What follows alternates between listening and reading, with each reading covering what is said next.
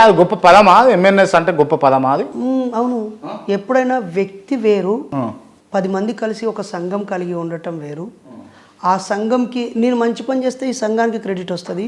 ఈ సంఘం పేరుతో ఏ మంచి పని చేసినా దాంట్లో నాకు హక్కు ఉంటుంది. ఇప్పుడు మీరు అభిమానిగా సభ్యుడిగా ఉంటే మా వాట్సాప్ గ్రూప్లో సభ్యులు అవుతారు. 5-10 సమావేశాల్లో పాల్గొన్నాక నేను కూడా దీంట్లో సభ్యుని అవ్వాలనుకున్నాను అనుకో, మీకు ఒక ఐడి కార్డు, ఒక కార్డు ఉండాలి కదా, ఓ చిన్న రసీదు, సభ్యుడు అనే రసీదు.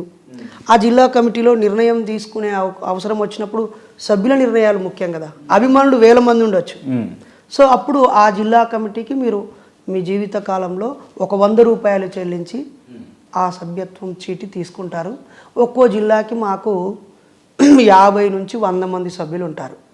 ఆ 100 మంది తలా 100 రూపాయలు ఇస్తారు. అప్పుడు 10,000 రూపాయలు ఆ జిల్లా కమిటీ వద్ద ఉంటాయి.